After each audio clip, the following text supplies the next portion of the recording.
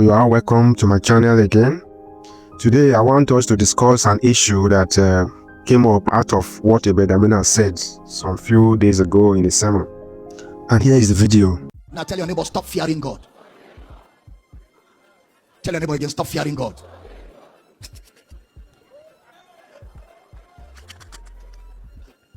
Tell 2 or 3 people, stop fearing God.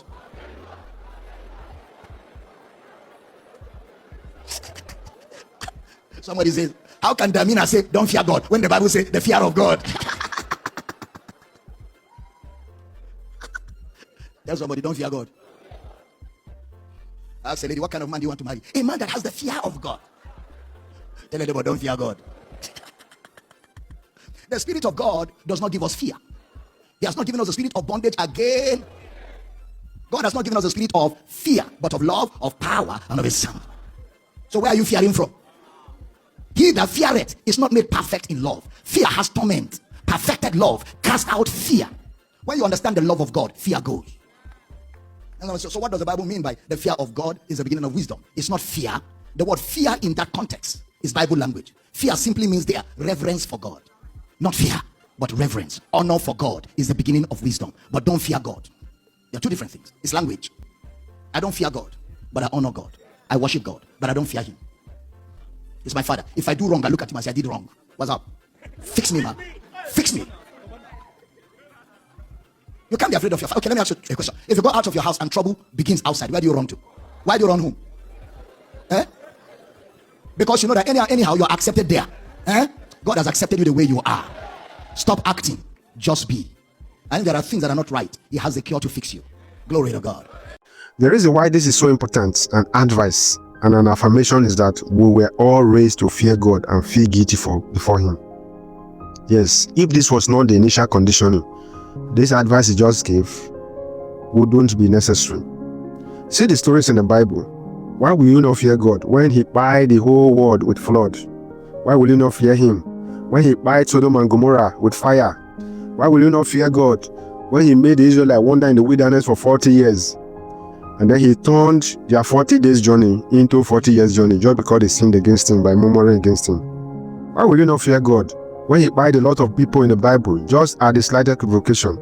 Take for example the story of the man, is it not Uzzah, who only wanted to balance the ark from falling and God struck him to death. Take another example, the story of Ananias and Sapphira, who lied about selling a land and keeping the whole of the money or sharing the whole of the money, and they were all killed. I can go on and on and on to mention how God buried a lot of people in the Bible, and those are the stories we read that make us to fear God. Why will you not fear him when he loves you but will send you to hell to burn forever if you don't love him back, or if you are not perfect, or if you are not perfectly holy and perfectly righteous? So these are the reasons why we fear God. People that fear God don't just fear God for nothing. Why will you not fear God when you are under a curse if you don't pay tithes and if you don't give first fruits? Is that not what our preachers teach us? Those are what they teach us, and these are the reasons why people fear God. Why will you not fear God when he has done all these things and you believe the Bible is telling us these things and they are true? Now listen to this video. Go back and study Psalm 103. Study it and destroy those negative lies the devil has told you about God. Are we together? The Lord is gracious, full of compassion, rich in mercy and love. The Lord is almighty. I used to think that maybe Abel Damina's God will be different from other gods because his doctrine are totally different. The way he sees God is very different. He seems to be more humane, loving and understanding than the traditional God we are presented with when we were growing up. That brand of Christianity I'm talking about now, which is the most popular one, you know it now, is built on fear and gates. What most of us were brought up in is fear and gates.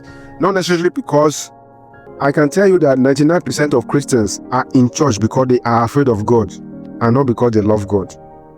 If I don't serve God or go to church or do good, God will send me to hell. So I will serve him, I will do good, I will pay my tithe and give my offering so that I will not go to hell, I will go to heaven. Is that a love for God or a love for yourself? Is that not fear? You are doing good not because you are good, but because you are scared of punishment and desirous of reward. That is to avoid punishment and get reward. That is not a love for God. You are asked to fear God as well as love him with all your heart, with all your might and with all your strength and with all your soul. But what we are not told is that love and fear do not go together. It's impossible. They don't go together.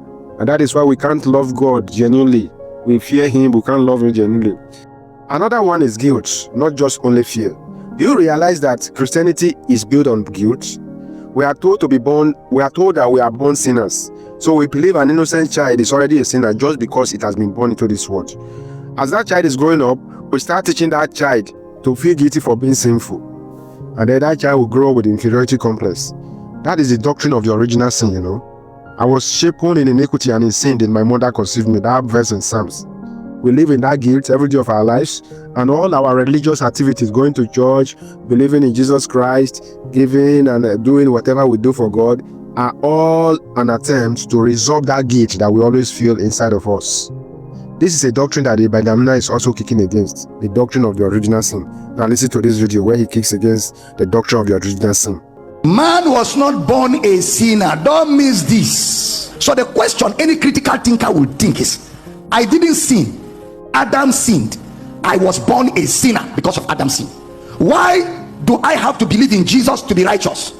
Since I didn't sin, it was put on me by Adam. If Jesus died for all, I should automatically be righteous without believing the gospel. Hope we don't like Abel Damina's God. You don't need to fear him, you love him. When you follow him, you don't focus on obedience, you focus on growth. He doesn't need your tithes or offering to bless you. You give those things to appreciate his love for your life because he has already blessed you. He doesn't ask you for first fruit either. If you feel like paying it, go ahead and pay it. If you don't pay it, he's not angry with you. Once he has saved you, you are forever saved. Not the other God that can still take away your salvation and throw you into hell, all because you are not perfect. Again, Abel Damina's God doesn't buy anyone.